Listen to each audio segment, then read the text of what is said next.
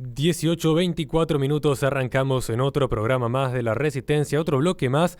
Tenemos a Mamela Fialo en comunicación telefónica. Comentanos, Horacio, ¿por qué motivo? Bueno, en primer lugar, una bendecida semana para todos. Tenemos a la gran y querida Mamela Fialo hoy en nuestro humilde programa, así que desde ya agradeciendo su gentil presencia aquí. ¿Y por qué vamos a convocar a una analista internacional de prestigio como ella? Porque el día de ayer en Brasil, y en principio pareciera ser que Bolsonaro ha perdido las elecciones por un ínfimo margen frente a Lula. Lo único que voy a decir, y le doy la palabra a Mamela, me imagino que todos los revolucionarios, y no me refiero particularmente a los comunistas, están muy felices porque, bueno, si bien el país se va a sumergir en la miseria, por lo menos no hay una monarquía católica. Entonces ellos están contentos de que por lo menos no hay monarquías. Creo que en ese sentido, ya con esta pequeña presentación, no hay más nada que agregar. Vamos a dejar que Mamela se extienda como desee para el análisis que, insisto, más allá del humor inicial, hay que tomar consideración porque el continente se está sumergiendo en una marea roja, tanto de sangre como de pobreza. Es un futuro muy incierto que se viene para la región. Mamela, muchísimas gracias por estar aquí en La Resistencia. Buenas tardes, el gusto es todo mío y para seguir un poco con la corriente monarquista, un dato curioso. Las últimas 2 veces que estuve en Brasil en eventos convocados por la familia Bolsonaro había un stand de la monarquía y en una decía ni izquierda ni derecha, sino hacia adelante con la monarquía.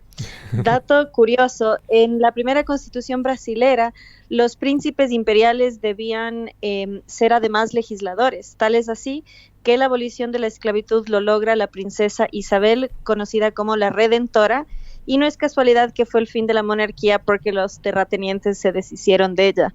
Y con esto termino el segmento monárquico. Es justamente legislador por el partido de Bolsonaro Luis Felipe de Orleans y Braganza, que es príncipe imperial de la Casa de Brasil. Excelentísimo, gracias. Realmente... ¿A que no se esperaban esa sorpresa? No, de hecho yo sí, porque sabemos que sos, además de comunicadora y periodista en Panam Post, también tenés tu propia carrera ya como historiadora y dando cursos de formación al respecto. Mamela, nos gustaría conocer tu opinión, que estás conociendo de lleno el panorama internacional.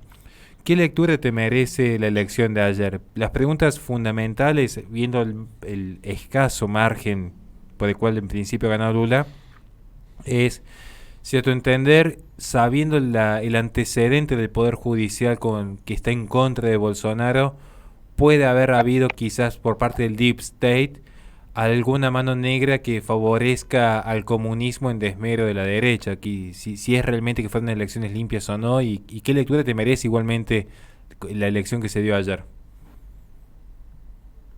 Bueno, ciertamente es sospechoso que hasta el 70% de los votos escrutados Bolsonaro llevaba la delantera y de repente cayó. Lo mismo vimos en la primera vuelta, que además hubo una pausa de 15 minutos y en esos 15 minutos remontó Lula.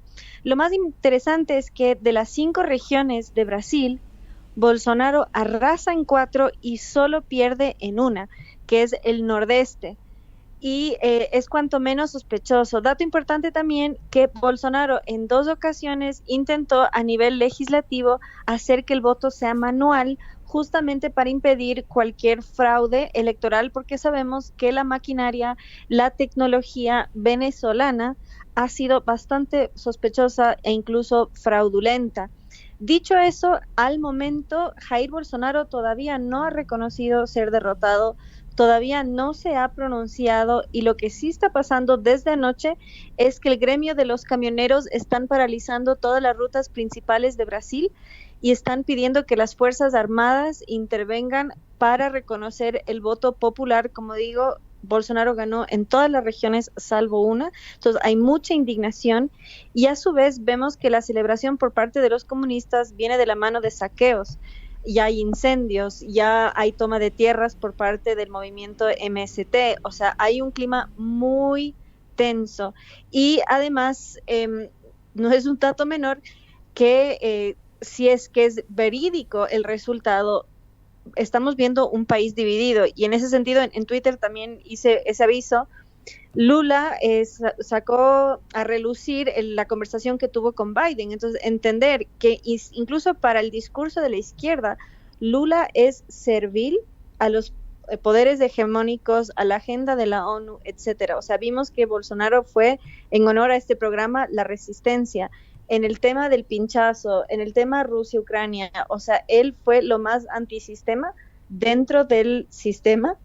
Y lamentablemente, como bien señaló Horacio, 7 de los 11 magistrados de la Suprema Corte, que es el Supremo Tribunal Federal, fueron elegidos por el Partido de los Trabajadores, por el partido de Lula. Entonces tenemos 7 jueces comunistas que no permitieron el gobierno, y en ese sentido fue muy criticado incluso por Olavo de Carvalho, que fue, digamos, el filósofo detrás de su triunfo, porque Bolsonaro, pese a que le acusan de dictador, de fascista, etcétera, fue blando.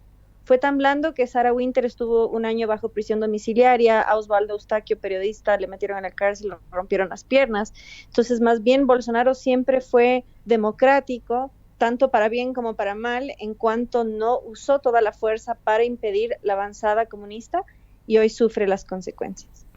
En primer lugar, quiero resaltar lo que marcó Mamela, algo que lo supimos decir hace tiempo, pero quiero poner en realza una frase que ella marca.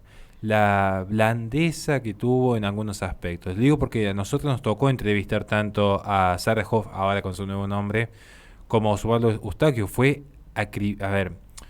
torturado en la cárcel como disidente, al punto que se tuvo que exiliar de Brasil. Y en ese sentido, Bolsonaro siempre tuvo todo el poder en contra. En ese sentido, Mamela, quiero preguntarte, en relación al poder y la división, ¿tiene el poder judicial en contra? De hecho, él no podía hacer ciertos tipos de campaña en favor de candidatos a alcaldías por una prohibición legal que había emitido la propia Corte. ¿Qué sucede? Que hoy en Brasil resulta ser que gran parte del poder político, entiéndase de las alcaldías, están en manos de lo que es la izquierda. Sin embargo, el Congreso, por lo que tengo entendido, no es así. No sé cómo sabes el resultado electoral en materia de legislativa. ¿Cómo está el poder legislativo, ya no ejecutivo, en Brasil? Bueno, de hecho, había analistas internacionales que creían que Lula iba a querer ceder el poder precisamente porque tiene la mayoría en contra. Bolsonaro y sus candidatos respaldados por él, si bien, como bien señala Horacio, no como pudo haber sido de forma tan frontal, pero como usó los colores de la patria, es evidente cuáles estaban de su lado. Tiene mayoría en ambas cámaras, tanto en el Senado como en la Cámara de Representantes. Entonces, Lula no la va a tener tan fácil si es que efectivamente toma el poder, porque hay que ver, como bien señala Horacio, es difícil que Bolsonaro haga algo a nivel judicial. Por ejemplo, sabemos que Lula tiene un prontuario criminal, pero la misma Corte anuló su sentencia, le restituyó sus llamados derechos políticos. Entonces, la verdad, desde el ámbito judicial la tiene difícil. Lo que tiene a su favor Bolsonaro hasta el momento es las Fuerzas Armadas a su favor. El tema es si las Fuerzas Armadas van a estar dispuestas a enfrentar el resultado electoral y medir la violencia que va a haber, porque lamentablemente estamos viendo que ya hay violencia si es que asume efectivamente el Lula.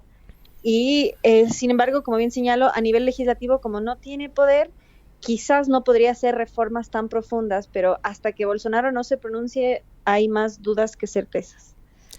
Hay una certeza que es cierto, acá quiero rescatarlo de ya, si ya queda el archivo. A uno le gusta someterse al archivo.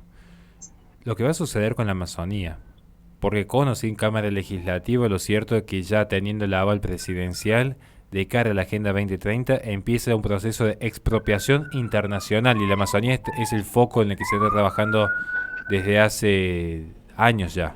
Entonces, en este sentido, recordemos lo que sucede. Sumado a que esta ola de violencia, cierro con este dato, se están registrando movilizaciones armadas en la zona de Santa Cruz, Bolivia, que eventualmente se especula que podrían cruzar frontera hacia Brasil en caso de que hubiese algún conflicto por parte de un Bolsonaro que cuenta con el poder, digamos, con el aval del grupo militar frente a las olas terroristas que están apoyando a Lula, ¿no? Bueno, lo que festejaron principalmente la victoria fueron los presos. Alejandra, ¿querías hacer una pregunta más? Sí, bueno, me resultó bastante curioso ver cómo diferentes activistas, diferentes referentes del liberalismo salieron prácticamente a festejar, ¿no?, la victoria de Lula. Y me pareció más que curioso, por ejemplo, el caso de Gloria Álvarez, que se pasó todo el día de ayer, ¿no? Mufándose por las redes sociales de los seguidores de Bolsonaro. No sé qué análisis podés hacer vos ahí, por qué es que, bueno, liberales están apoyando al comunista de Lula. Bueno, dado que en este programa se habla mucho de la contrarrevolución, yo creo que hay que verlos en términos históricos. Si estamos ante un proceso similar a la Revolución Francesa, los liberprogres vendrían a ser los girondinos funcionales a los jacobinos que harán sus cabezas rodar. Así que así como en su momento los liberales de esta corriente francesa, ellos son fieles herederos. Sabemos que hay dos grandes corrientes, ¿no?, que ya luego podemos debatir en términos filosóficos, pero aquí han demostrado herederos de cuál corriente son de la Revolución Francesa en toda su esencia. Bueno. Ya la gente está comentando nombre y apellido, José Venegas, motivo es... Y no se puede decir lo que le pusieron, pero... No, igual yo no discutiría por el punto de vista más intelectual, en el sentido de que hay que aclarar. El liberalismo francés es justamente padre de la izquierda. O sea, esto en filosofía política nosotros lo vemos en primer año directamente. El liberalismo político, se estamos entendiendo Rousseau, con nombre de apellido. Es más, la muerte de la metafísica y la posmodernidad ya viene de la mano en gran medida con Locke, pero no quiero discutir esto.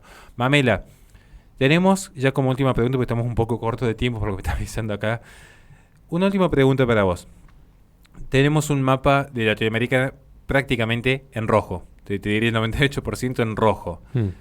¿Qué nos espera? O sea, ¿con qué reflexión final nos podemos rezar? Podemos terminar. Rezamos para que interceda a Dios, confiemos en Dios, confiemos en nuestro criterio prudencial. ¿Qué hacemos ahora los ciudadanos de pie que te estamos escuchando ante un continente que se nos hunde cual Titanic en sus últimas horas de vida? Bueno, si lo vemos desde una óptica de fe, todo martirio que suframos en la tierra será gozo en la vida eterna. Y saber que nosotros hemos tenido una tradición y una historia de persecución. Tuvimos más bien un periodo de digamos, holgado con líderes como Trump y Bolsonaro, y ahora más bien nos toca hacer una vez más la resistencia si es que efectivamente Lula sube al poder.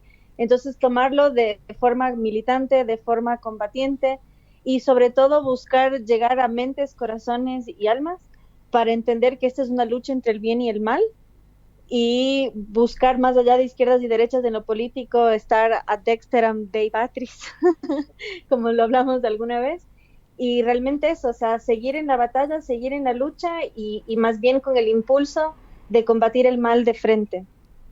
Excelentísimo, me la hemos quedado sin tiempo. Realmente para nosotros es un gusto, un honor tener una presencia como usted aquí en este humilde programa. De parte de la Resistencia y de toda la ciudad de Córdoba, te mandamos un abrazo enorme, que tengas un bendecido día. Y Alejandra, ya estamos con el tiempo justo. Estamos con el tiempo justo. Bueno, recuerden seguir a Mamela Fialo, la tienen en las redes sociales como Mamela Fialo o Mamela Fialo Flor. Recordamos que este programa se transmite por twitch.tv/la-resistencia. Posteriormente sube al canal de YouTube de La Resistencia Radio, donde en la descripción de los videos tienen nuestras redes sociales para que se comuniquen con nosotros en caso de que quieran colaborar con este espacio. Vamos a un corte y enseguida volvemos con más Resistencia. Lo dejamos con este tema que se llama Lumen in Noctem de Nera Dross con Naray.